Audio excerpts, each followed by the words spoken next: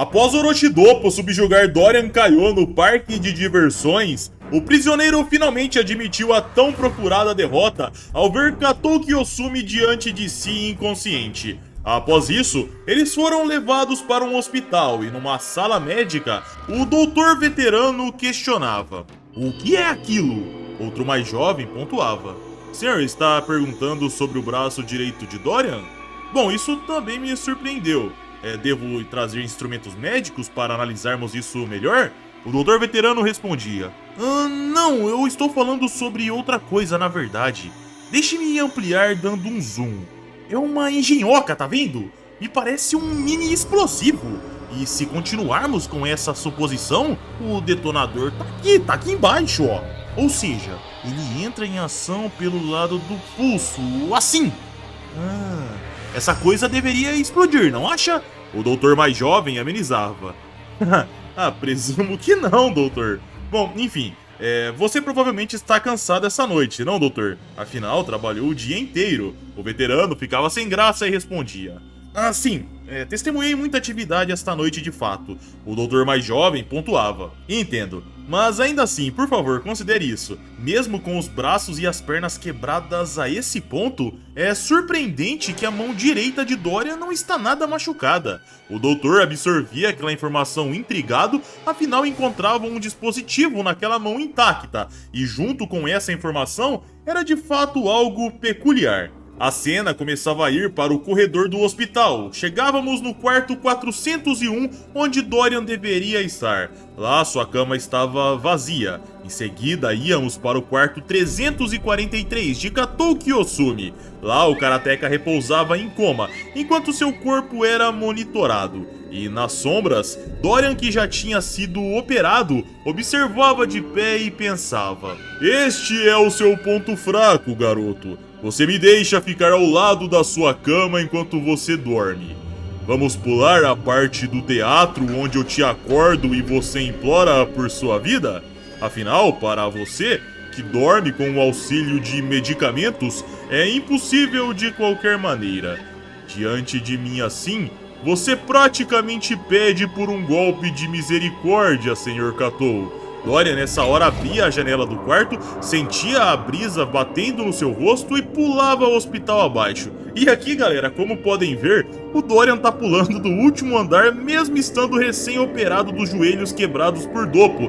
Claro que pular de 4 ou 5 andares não é algo tão absurdo para os personagens de Baki, mas fazer isso com as pernas estando um caco quebradas, não é absurdo isso? Enfim, eu sei que vocês vão comentar aí: pô, Jeter, você tá acostumado a ver os personagens de Baki fazer muita coisa pior e tá surpreso com isso? E sim, galera, eu acabei ficando surpreso com isso.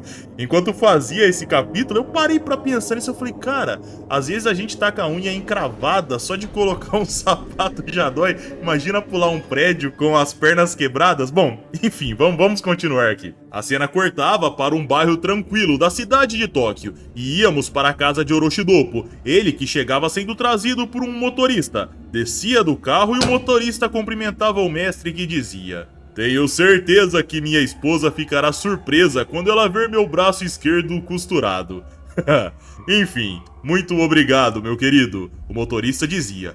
Osso, estou me retirando, chefe. O rapaz partia com seu carro e Doppo se dirigia até a sua casa. Só que ao se aproximar da porta, Doppo percebia algo de errado. A porta estava encostada. Doppo ficava sério e cravava um chute na porta, mas não tinha ninguém atrás. Porém, sua casa claramente havia sido atacada. Doppo gelava preocupado com sua esposa Natsui. Ele entrava gritando por ela, até que de repente encontrava um dispositivo no chão já conhecido, aquele que abrigava os fios especiais de Dorian. O mestre cerrava seus punhos, seus músculos rasgavam seu paletó. Doppo rangia os dentes e percebia algo atrás. Ele se virava chamando por Dorian, mas via uma palma de mão chegando na direção do seu rosto. Era Dorian, e ao bater, comprovava a teoria do doutor, pois um explosivo ecoava no meio do rosto do mestre, combinado com o ataque do prisioneiro. Enquanto a explosão emanava pelo ambiente, Dorian começava a cantar L'amour de ma vie.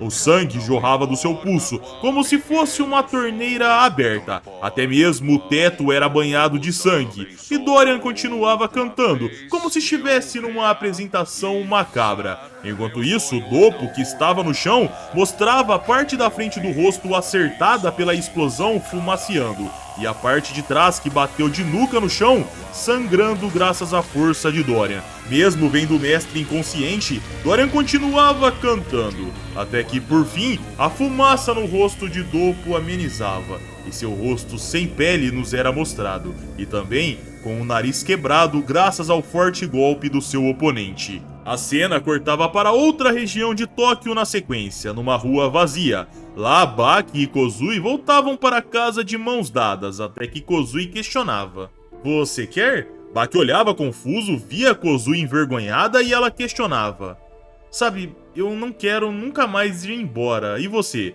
Baki se surpreendia e respondia que não. Ambos chamavam pelo nome um do outro juntos e Kozui dizia: "Por favor, fala você primeiro, Baki." Baki suava frio, fechava seu punho com toda a sua força e dizia: "Venha." E ele completava a frase na sua mente: "Venha pra minha casa esta noite." Kozui olhava confusa e questionava: "Venha?" Baki tremia e desbaratinava dizendo: "Pensando bem, já é bem tarde, certo?" Kozui sorria e questionava: "Como você sabe?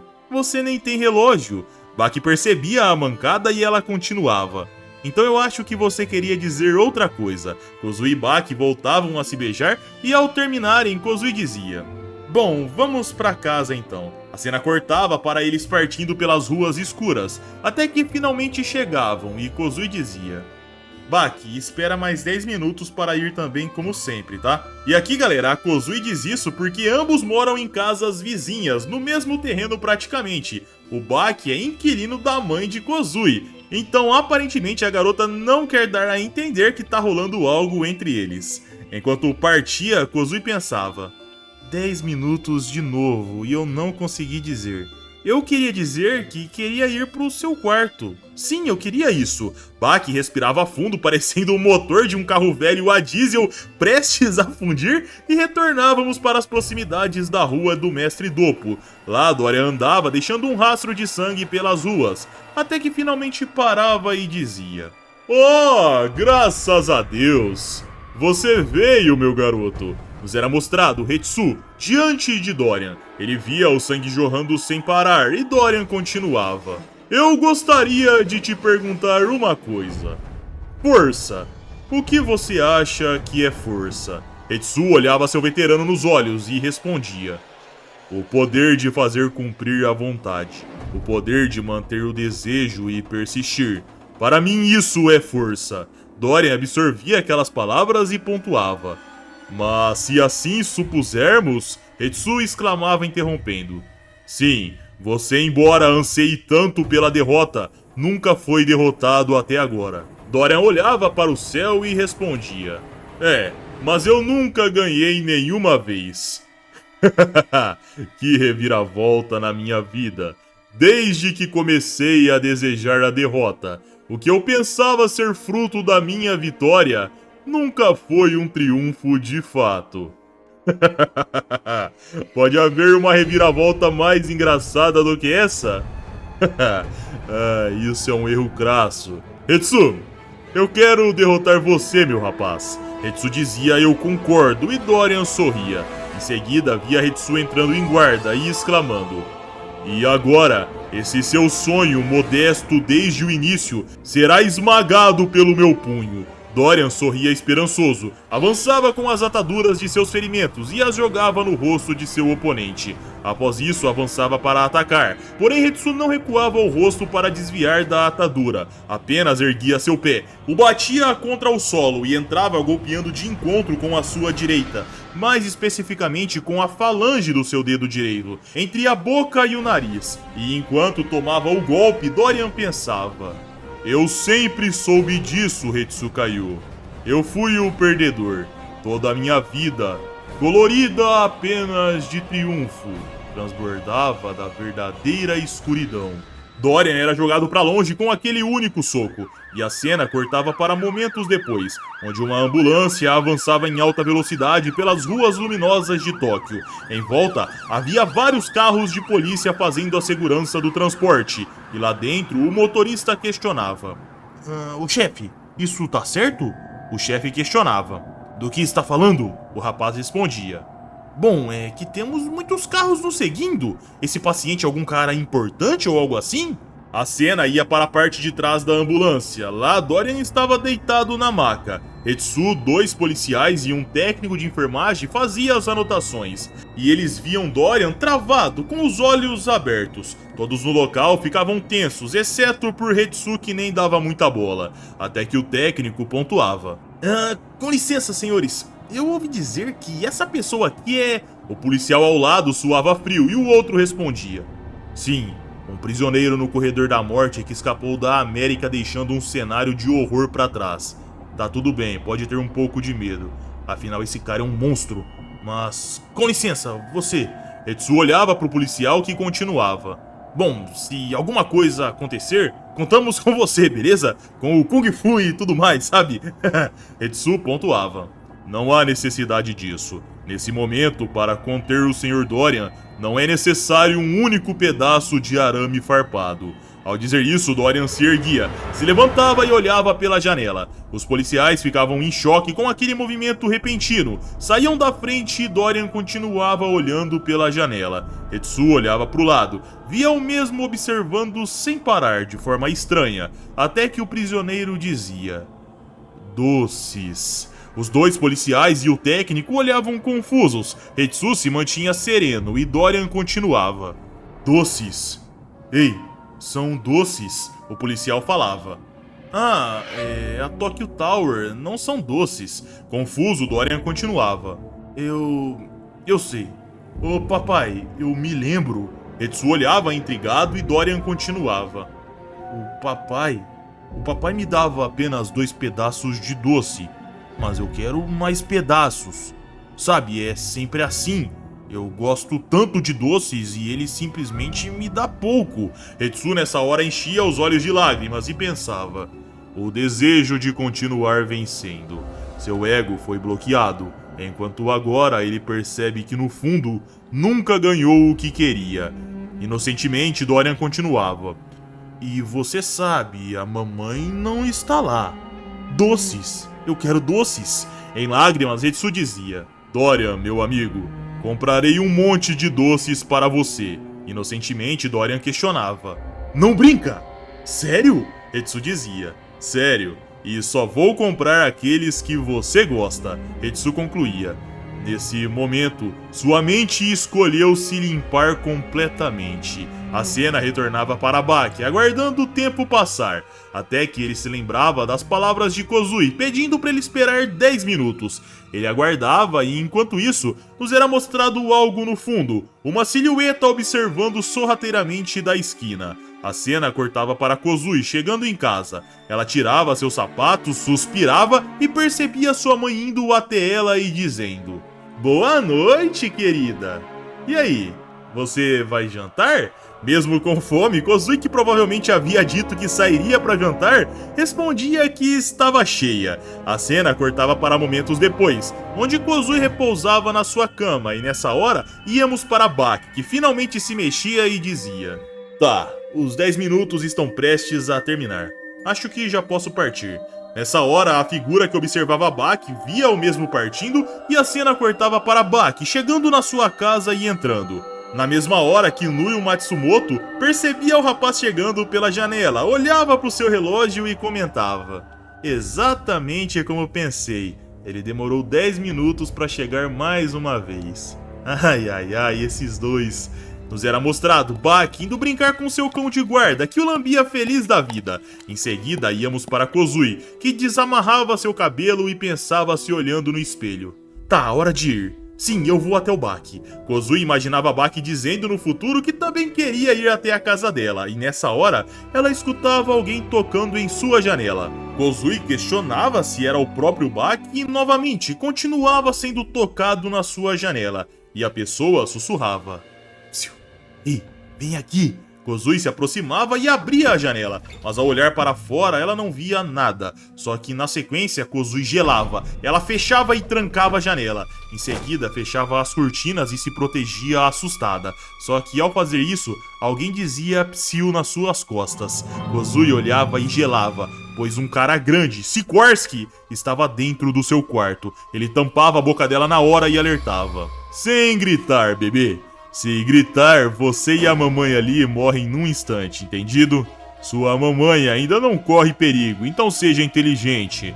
Você estará segura se fizer o que eu digo. Então seja boazinha e escute com bastante atenção. Agora me dá uma ajuda e você e eu veremos um bom final. Se você tiver entendido, feche lentamente os seus olhos. Kozui assim fazia. Sikorsky tirava a mão da boca dela e dizia boa garota. Em seguida, Kozui se acalmava e dizia: para um estranho como você, suas palavras são de fato muito convincentes. Você realmente me mataria se eu gritasse. Você realmente mataria a mamãe também. Sua expressão, seu olhar e postura, tudo está me dizendo que é verdade.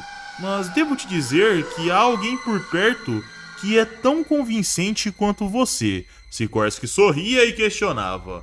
Oh, então você quer arriscar? Kozui sorria e quando ela gritava Ba para chamar Baki, Sikorsky já avançava com seu punho para golpeá-la, mas na mesma hora, o Baki estava dentro do quarto de Kozui, destruindo a janela e golpeando com um chute no meio da cara de Sikorsky, e ao fundo, Kozui terminava o grito de socorro. E aqui, galera, eu preciso pontuar sobre a avassaladora velocidade de movimento que o Baki teve. Ao escutar as primeiras palavras do som do grito da Kozui, ele saiu da casa dele, abrindo a porta e entrando no quarto para golpear. Olha que coisa absurda. Dito isso, vamos continuar. Sikorsky caía sangrando. Kozui finalmente percebia Baki no recinto e ele alertava.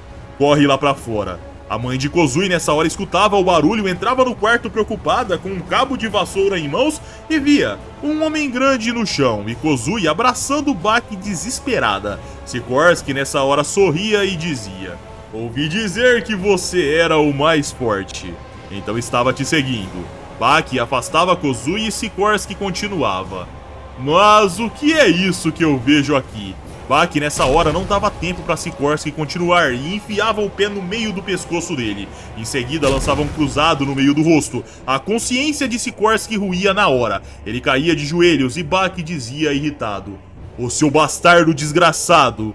Como ousa perturbar a paz e envolver pessoas inocentes?" Kozui e Kinuyo absorviam aquelas palavras de fúria e Baki continuava.